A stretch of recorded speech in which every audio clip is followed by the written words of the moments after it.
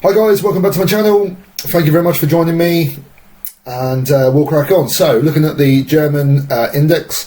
So, I'm not looking to trade this right now. I'm looking to just track the index and basically figure out where it's going to be going. I think we could be breaking even further to the low side, based on the fact that we are forming what I believe is a bearish pennant. The reason why I think it's a bearish pennant is because back in February time we actually had a bearish pennant that looked exactly like this, and if you look at where we are now, you've pretty much got the same thing. You've just got a longer let's just do that quickly.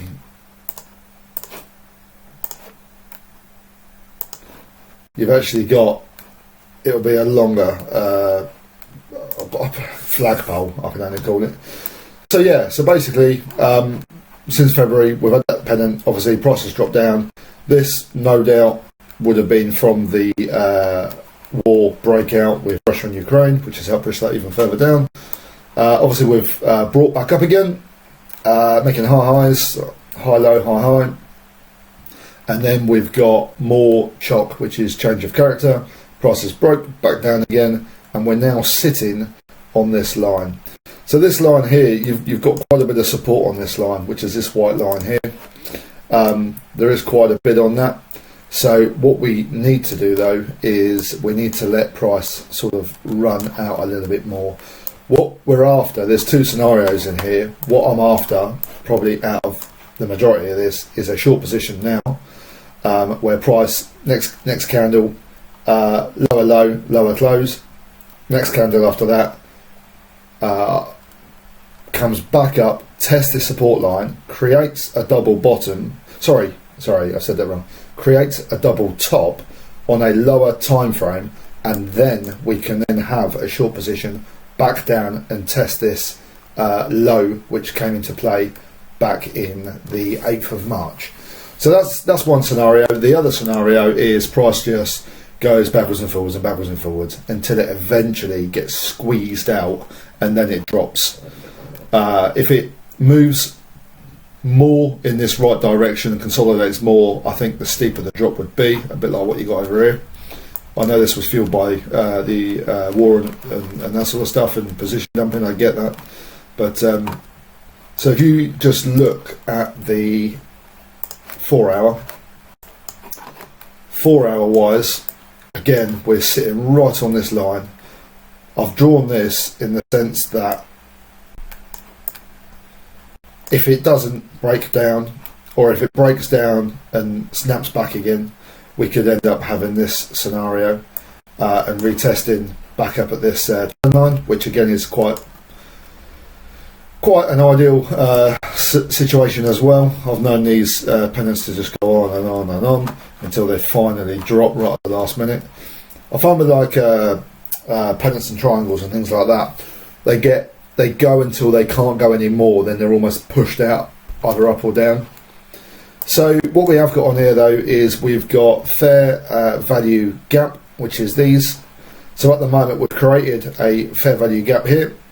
Prices come down, tested, come down, created another fair value gap. Price has gone up, tested, come down, retested, created another fair value gap, come down, tested, and now we're in kind of dead headlock really. And we need a little bit more information to be able to make a trade. At the moment with these oscillators, they're a little bit all over the place, and we need to make sure that we get a bit more information before we can actually trade this. One thing on our hands, we've got RSI is coming down to the lower end.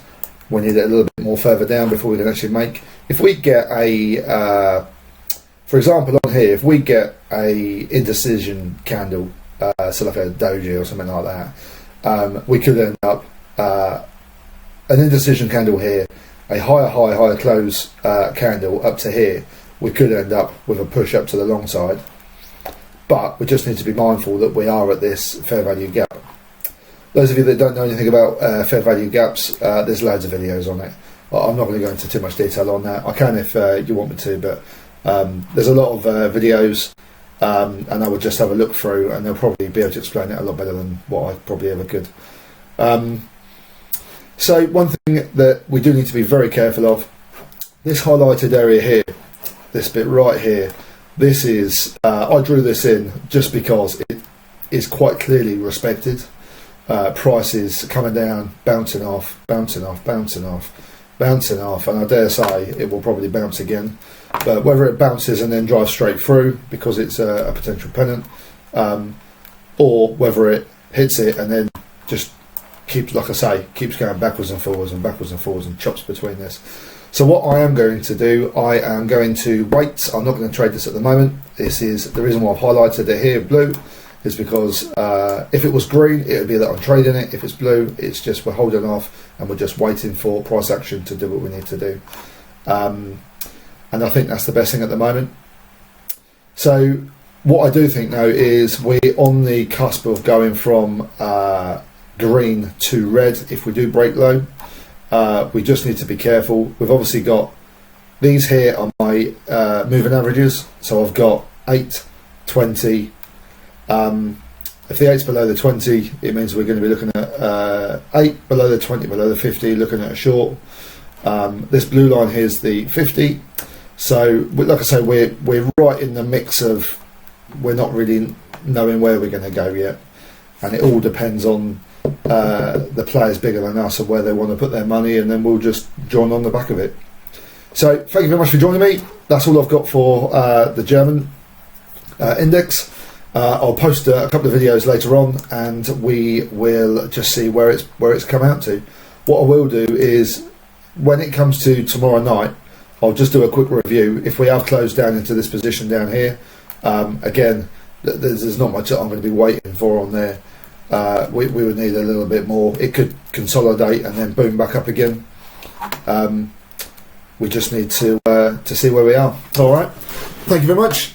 Have a great day.